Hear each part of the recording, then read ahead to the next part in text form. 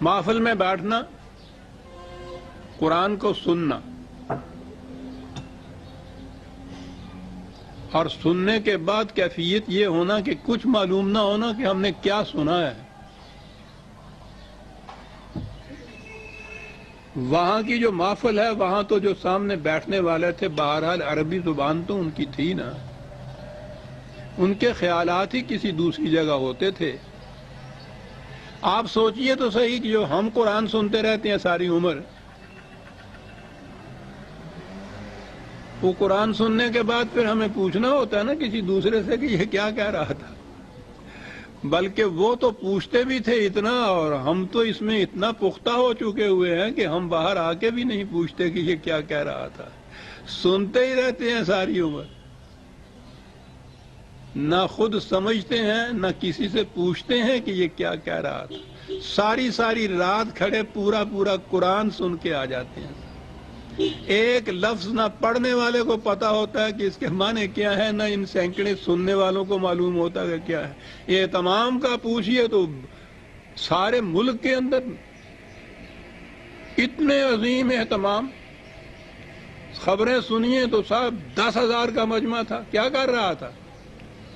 یستمع الیک، سن رہا تھا۔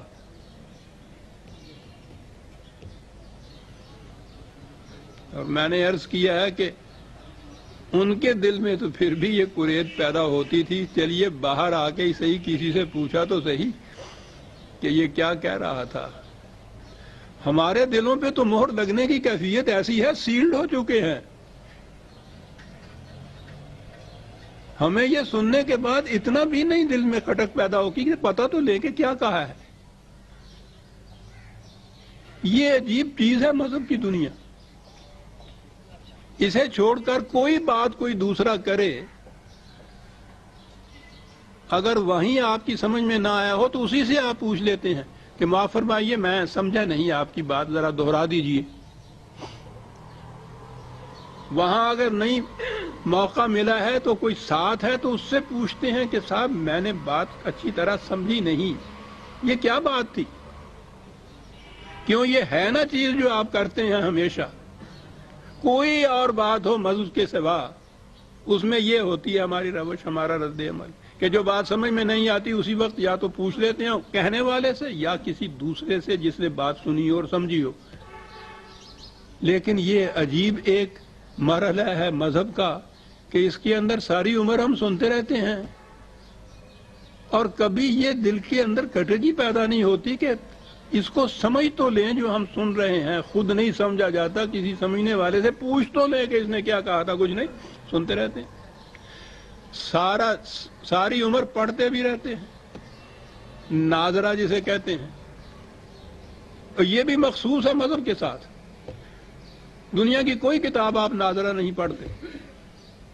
یعنی اس کے الفاظ پڑھتے چلے جائیں اور آپ کو معلوم ہی نہ ہم کیا پڑھ رہے ہیں، اسے ناظرہ کہتے ہیں نا۔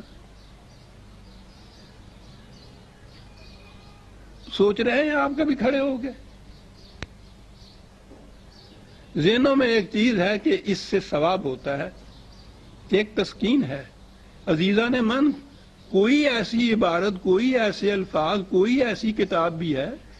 کہ اسے آپ سمجھیں نہ اور پھر ساری عمر پڑھتے چلے جائیں اور اپنے آپ کو یہ ایک اطمینان دلاتے چلے جائیں کہ اس سے کچھ ہوتا ہے۔ ارے کسی اور کتاب سے کیوں نہیں آپ یہ کچھ کرتے؟ اسی کی تخصیص یہ کیوں ہے؟ معاذ اللہ، کیا یہ کتاب ایسی ہے کہ جس کے معنی کچھ نہیں ہے، الفاظ ہی الفاظ ہیں؟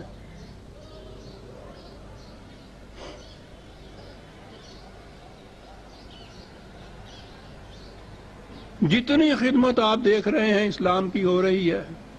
یا قرآن کے نام سے ہو رہی ہے،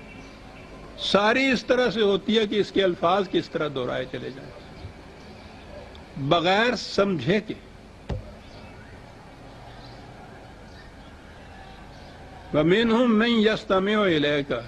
حَتَّى إِذَا خَرَجُوا مِنْ عِنْدِكَ قَالُوا لِلَّذِينَ أُوتُوا الْعِلْمَ مَاذَا قَالَ آنِفًا، یعنی قرآن تو ان کو بھی مذموم قرار دیتا ہے، جھٹک دیتا ہے ان لوگوں کو، حالانکہ انہوں نے پوچھ تو لیا تھا باہر آ کر کہ کیا بات ہو رہی تھی، یہ کیا کہہ رہے تھے۔ سوچیے کہ ان کے مقابلے میں ہمارا میزان خداوندی میں ہمارا کیا وزن ہے، جو باہر آ کے بھی نہیں پوچھتے کبھی کہ کیا کہا تھا یہ ساری رات ہم نے کیا سنا ہے۔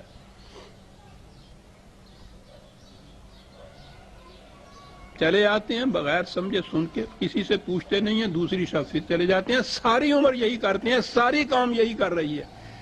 اور اس کا نتیجہ تو پھر ظاہر ہے نا کہ ساری قوم رو رہی ہے۔